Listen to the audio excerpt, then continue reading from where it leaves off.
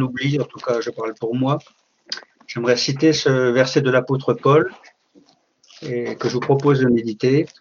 Quant à moi, je ne veux me vanter que de la croix de notre Seigneur Jésus-Christ. En effet, grâce à elle, le monde est mort pour moi et je suis mort pour le monde. Alors, pourquoi revenir à ce fondamental de la croix auquel, je l'ai dit, nous sommes si familiers et parfois peut-être un peu trop au point de le négliger ou le mettre un peu en oubli quand nous sommes habitués à de bonnes choses ou à des choses régulièrement. Peut-être que ça en diminue un peu la valeur ou l'importance. Alors on pourrait décliner le terme se vanter en d'autres expressions comme se réjouir en ou se complaire en ou vivre pour. Donc c'est des termes très forts et qui nous engagent de manière importante. Pour l'apôtre Paul, la croix de Christ est au centre de sa foi, au centre de sa vie et même au centre de son ministère. Il dit qu'il ne veut connaître que ça, que la croix. C'est une véritable obsession dans son enseignement. Rappelons quand même que l'apôtre Paul est un théologien éminent, de très bonne éducation, un docteur zélé de la loi. Mais il ne souhaite connaître que la croix. Il ne souhaitait en aucune manière amoindrir la puissance de la croix par une belle rhétorique, par exemple. Et enfin, si l'on considère Jésus, Jésus a désigné sa mort comme l'heure pour laquelle il était venu dans le monde. Nous savons qu'à la croix culmine la révélation du Père. J'aimerais citer une citation de J. Cyril, qui était un évêque évangélique de Liverpool en 1880, qui dit ceci. Je l'ai trouvé cette citation assez imagée. Si vous n'avez pas encore compris que le Christ crucifié est le fondement de toute la Bible, vous avez lu ce livre avec très peu de profit jusqu'à présent.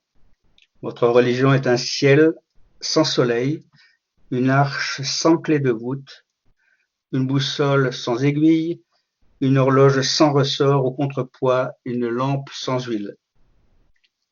Alors c'est un peu imagé, mais il veut juste replacer vraiment la croix au centre et comme fondement de notre foi. Nous le savons, mais je le rappelle, la croix est l'unique, le seul moyen d'être accepté par Dieu. Entre la sainteté de Dieu et notre état d'homme pécheur, il y a un gouffre infranchissable, une incompatibilité absolue entre notre condition d'homme et Dieu. Et même les loques de notre bonne moralité n'y changent absolument rien. Ce gouffre ne peut être comblé en aucune manière, sauf par la croix. Nous sommes gratuitement justifiés par son sang, car Jésus a été condamné à notre place. Alors voilà pourquoi la croix est si souvent une pierre d'achoppement pour l'orgueil humain. Je crois que la déception des personnes quand nous partageons notre foi, c'est de se rendre compte qu'elles ne peuvent en aucune manière faire quelque chose pour le salut, pour leur propre salut. La vie chrétienne commence au pied de la croix de Jésus. Elle commence, mais cette école du calvaire, nous ne la quitterons jamais. Et j'aimerais insister là-dessus. Bien sûr que la croix est un point de départ, mais en même temps, la croix est permanente tout au long de notre vie et de notre marche ici-bas. Et donc cette école du calvaire, nous la connaîtrons jusqu'à la fin, jusqu'à notre dernier souffle. Nous sommes justifiés par la foi.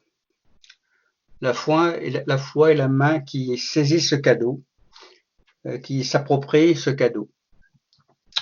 Alors je reviens à ma question du tout début. Pourquoi revenir régulièrement à ce fondamental de la croix? Cela nous impacte à 3 niveaux et ce sera ma conclusion. Le premier niveau dans notre témoignage auprès de nos amis. Paul souhaitait ne savoir rien d'autre à présenter que Jésus-Christ crucifié. lui, théologien éminent. Il ne voulait savoir que ça. Le reste lui importait peu. Il préférait même s'effacer et apparaître faible, peu éloquent, afin que la foi de ses auditeurs repose entièrement et totalement sur la puissance de Dieu, et non pas sur un homme ou sa manière d'exposer les faits. Alors la question qui vient tout de suite derrière est « Et nous ?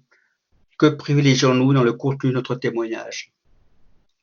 Est-ce que nous arrivons à faire la part entre des fois le récit de notre propre vie, de nos expériences et la croix du Christ, qui est finalement le plus important? Deuxième niveau d'impact, c'est pour notre vie d'église. Au pied de la croix, nous sommes tous des pécheurs graciés. Il faut le dire et le redire. Nos mérites, nos succès, notre piété et belles œuvres n'y changent absolument rien. Nous sommes tous au même niveau, au pied de la croix de Jésus. Aux yeux de Dieu, nous sommes ses enfants bien-aimés, avec des dons différents, des dons mis au service de tous. La centralité de la croix dans l'enseignement de notre Église, de l'Église, dans la célébration du culte et le vivre ensemble, c'est-à-dire dans nos relations les uns avec les autres, est absolument indispensable pour garder le cap. Quand nous mettons un peu en oubli la centralité de la croix, cela conduit à l'orgueil, à la comparaison, puis à la division. Dans nos relations les uns avec les autres, quand il y a des tensions ou que nous arrivons au conflit, que fait la croix? Est-ce qu'elle est vraiment cette manière pour nous d'agir dans un esprit contraire? Est-ce qu'elle a tout son poids et toute sa valeur et tout son rôle? Bien entendu, quand les relations sont polies et faciles, à la limite, nous oublions la croix, mais quand cela devient tendu et difficile, est-ce qu'elle a vraiment toute sa place? Troisièmement, à l'échelon individuel, la croix est un concentré de l'amour de Dieu pour chaque être humain. Et on peut dire que c'est de la dynamite au sens propre du terme. Percevoir l'amour du Père, c'est trouver notre véritable identité et une juste estime de soi-même. Je parle de juste estime. Je ne parle pas du potentiel humain que des fois la philosophie ou certaines sciences peuvent vanter, mais une juste estime de nous-mêmes parce qu'elle est éclairée par la croix. Et cela est très important de le dire. Nous pouvons des fois avoir une estime qui n'est pas juste ou une sous-estime de nous-mêmes. Alors, bien entendu, je crois que cela demande du temps et cela demande à revenir à l'école du calvaire. Finalement, rester à l'école du calvaire et mourir à soi-même, c'est ce que souhaitait l'apôtre Paul. Et c'est aussi notre chemin sur la terre, rester à cette école et mourir un peu à soi-même, un peu plus. Amen. Amen. Merci. Je propose de prier.